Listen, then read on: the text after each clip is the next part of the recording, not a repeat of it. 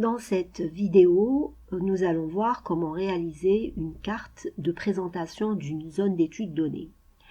Donc nous allons pour cela travailler sur la wilaya de Tipaza que nous allons considérer comme étant notre zone d'étude. Donc pour cela, on va ouvrir le fichier shapefile des limites administratives des wilayas, bon ici des wilayas du nord. Et nous allons extraire la wilaya de Tipaza dans un fichier shapefile à part. Et nous allons faire la même chose pour ces wilayas limitrophes. Donc pour cela, nous allons sur Data, Export Data, après avoir sélectionné la wilaya de Tipaza. Et nous allons lui donner un nom, tipaza.shp.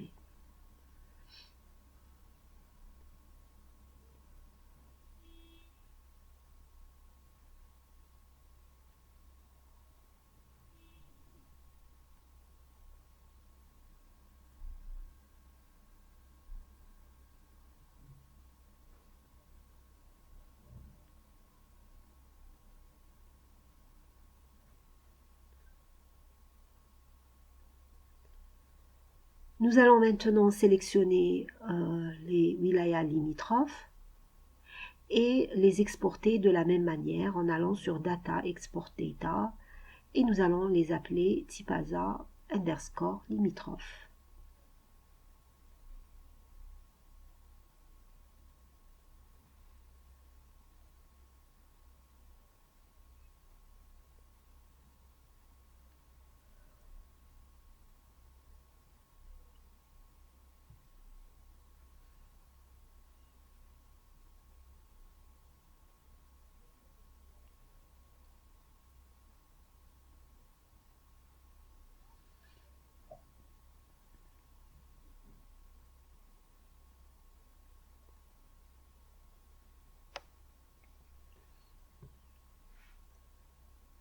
Donc, ceci étant fait, donc nous allons supprimer de la table des contenus la wilaya, la couche géospatiale qui contient les wilayas du nord de l'Algérie. Donc, très bien, on va commencer par la symbolisation. Donc, nous allons attribuer au polygone qui représente les wilayas limitrophes une couleur de remplissage gris clair et nous allons affecter un gris légèrement plus foncé à la wilaya de Tipaza pour montrer que c'est notre zone d'étude, pour qu'elle se distingue de son voisinage. Qu'est-ce qu'on peut faire aussi? Donc ici, il n'y a pas d'analyse thématique, il n'y a rien, on veut juste montrer la zone d'étude. Donc on veut montrer les limites de la zone d'étude.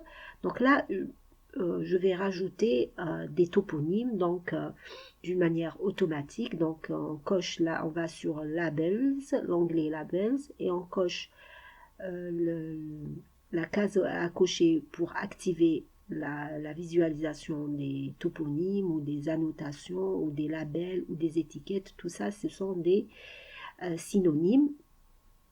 Donc pour pouvoir situer géographiquement, ça c'est indispensable de situer géographiquement la zone d'étude. La zone d'étude, c'est-à-dire la zone sur laquelle va se faire le travail. Donc ici j'ai augmenté et j'ai mis en gras le toponyme, donc voilà, pour qu'elle se distingue encore une fois. Donc ceci étant fait, qu'est-ce que nous allons faire? Nous allons zoomer bien sûr sur la wilaya de Tipaza pour la mettre en évidence. Donc dans une carte de présentation de la zone d'étude, ce qui est important, c'est les limites de la zone. Et aussi, on peut rajouter certains détails hydrographiques, orographiques, bathymétriques si nécessaire. Toutes ces informations-là sont intéressantes à rajouter à une carte de présentation de la zone d'étude. Donc ici, je rajoute le réseau hydrographique auquel j'ai attribué la couleur bleue et le type de trait tireté discontinu, puisque la plupart des OUED De toute façon, c'est connu, en Algérie, la plupart des oued sont des oued permanents, mais temporaires aussi. Ok, donc je passe du mode Data View au mode Layout, c'est-à-dire le mode mise en page, et je vais essayer de donner toutes les informations nécessaires à une présentation d'une zone d'étude.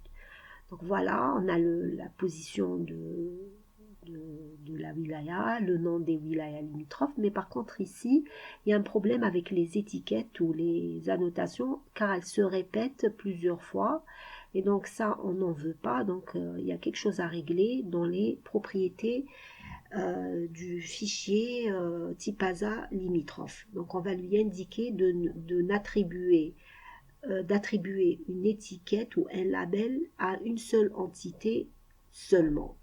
D'accord, pour enlever ce problème des étiquettes qui se répètent. Donc on va dans propriété de type ASA limitrophe, on va sur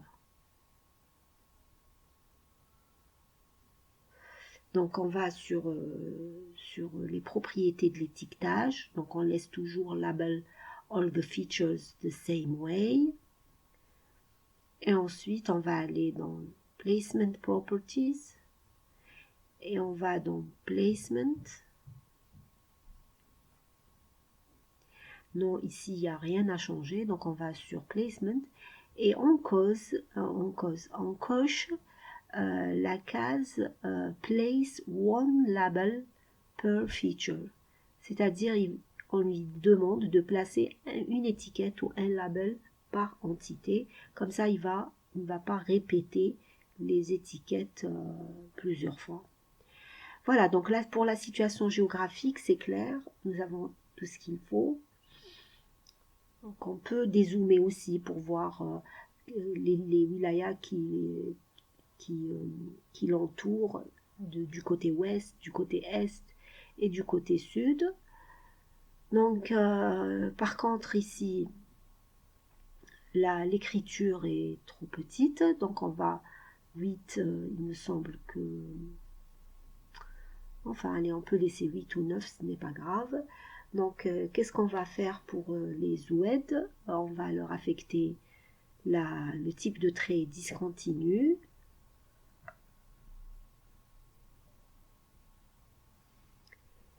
Et voilà, et donc nous allons garder cette symbolisation.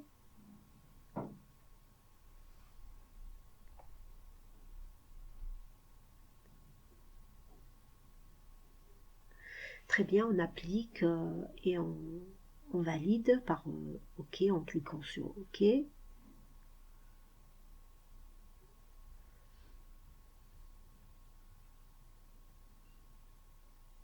Très bien. Maintenant, qu'est-ce qu'on peut rajouter? On va rajouter un deuxième data frame sur lequel nous allons représenter l'Algérie pour situer le contexte de cette... Parce que si on met uniquement on laisse uniquement cette carte des wilayas nord d'Algérie, il sera difficile de situer cette zone par rapport à l'Algérie ou par rapport au monde. Et donc, surtout que quand ce travail va dans une étude ou une publication, il faut quand même situer la zone d'étude de la plus grande échelle à la plus petite échelle. Donc ici, on va rajouter dans ce data frame, on va mettre les limites administratives mondiales, World Administrative Boundaries. Donc on va zoomer un peu. Si on essaye de lier la position de la zone d'étude à une représentation qui est mondiale. Si on la lie à une représentation à une plus faible échelle, par exemple ici par rapport à l'Algérie, c'est bon, il sera facilement localisable. Ok, donc on va ensuite changer déjà la couleur de remplissage des polygones. Donc pour rester dans les mêmes temps, on va leur affecter une couleur grise, gris clair, en ne laissant gris foncé que la zone d'étude. Et qu'est-ce qu'on va rajouter aussi? On va rajouter comme fond de carte du premier data frame, on va lui attribuer la couleur bleue qui correspond à la Méditerranée, puisqu'on est limité au nord par la mer Méditerranée. Très bien. Qu'est-ce qu'on va faire aussi? Donc, on va créer un nouveau graticule ou un nouveau carroyage avec des méridiens et des parallèles, puisque nos données sont dans les coordonnées géographiques. Donc, on choisit le pas des méridiens et le pas des parallèles.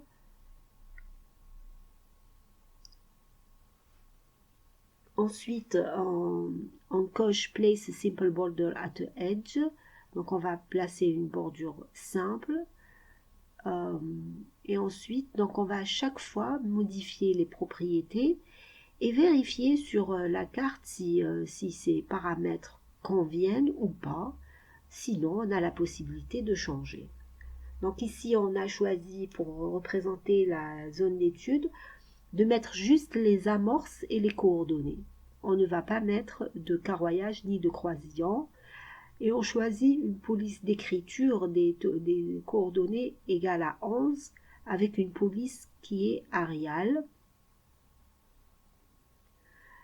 Donc on choisit d'écrire les coordonnées sur tout le pourtour du cadre. Donc on aura en haut, en bas, à gauche et à droite. Et on a choisi de changer la disposition des coordonnées verticaux en changeant leur orientation. Donc ils étaient disposés horizontalement. Nous avons choisi de les disposer verticalement, et ce en cochant right and left. Ok. Donc qu'est-ce qu'on va modifier aussi?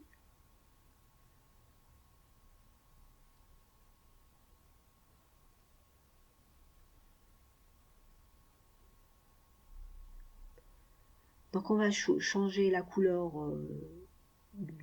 la couleur du fond des entités dans le fichier des limites administratives mondiales, et on va mettre un gris clair.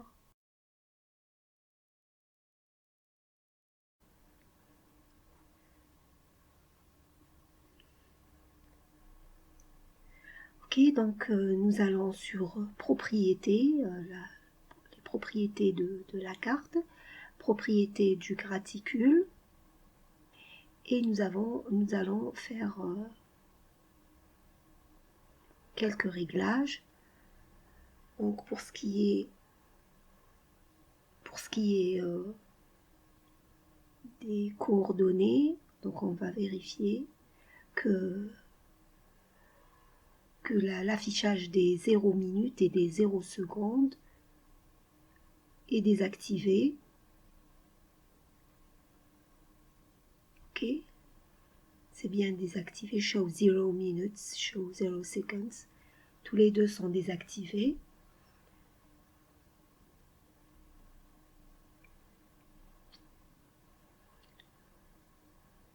Ensuite, on va modifier l'intervalle des méridiens et l'intervalle, plutôt le pas des méridiens et des parallèles.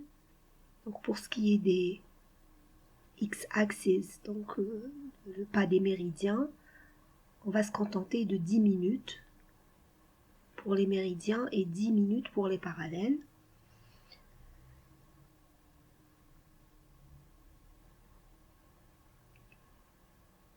Ok, donc on va appliquer et on constate le changement. Donc ça me semble suffisant. Donc un pas de 10 minutes en longitude et en latitude. On revient sur propriété pour continuer le paramétrage de notre carte.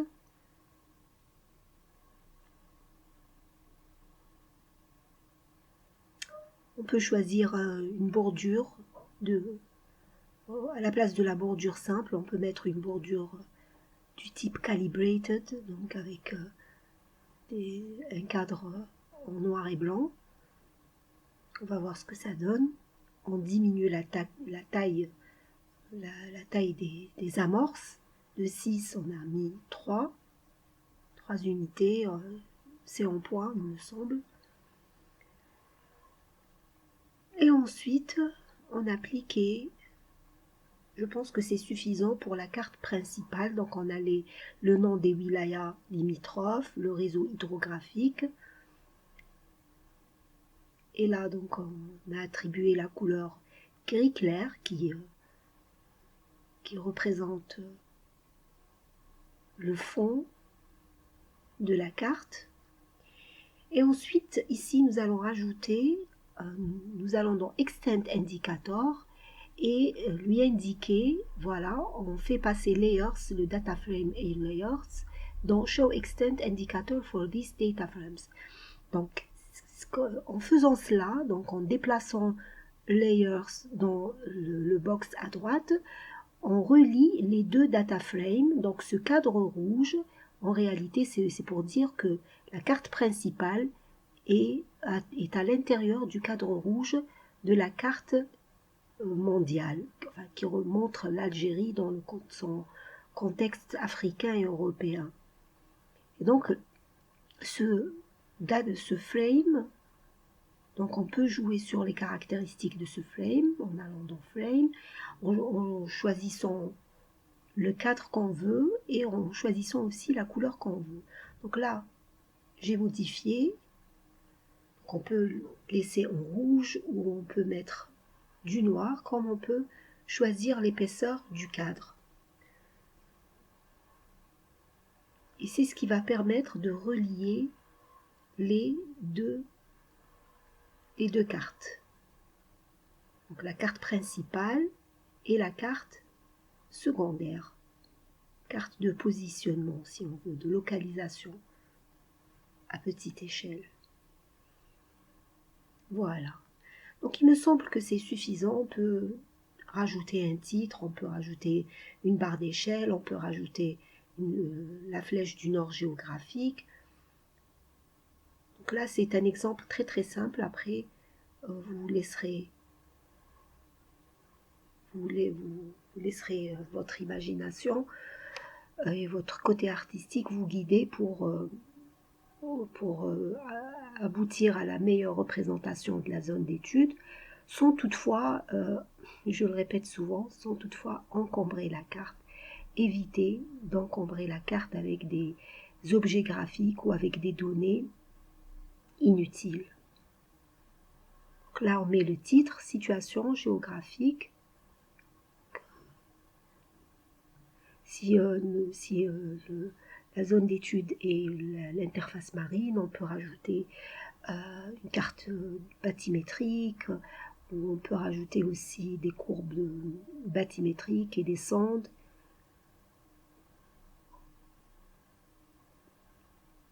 Tout dépend de l'objectif du travail ou de l'étude. Donc là, j'ai mis comme titre situation géographique de la zone d'étude, type ASA. Donc là, je viens de rajouter le titre, donc c'est localisation. Donc j'ai localisation ou situation, j'ai omis de l'écrire. Donc situation géographique de la zone d'étude type ASA. Nous avons rajouté la flèche du nord. Et maintenant, donc que les éléments essentiels ont été rajoutés à la carte, donc nous allons enregistrer le projet sous forme de projet MXD et on peut exporter aussi la carte dans le format PNG, donc favorisez toujours les formats PNG, JPEG, ces formats légers pour la publication et ne pas oublier toujours Clip Extent. Cochez la case de Clip Extent to Full View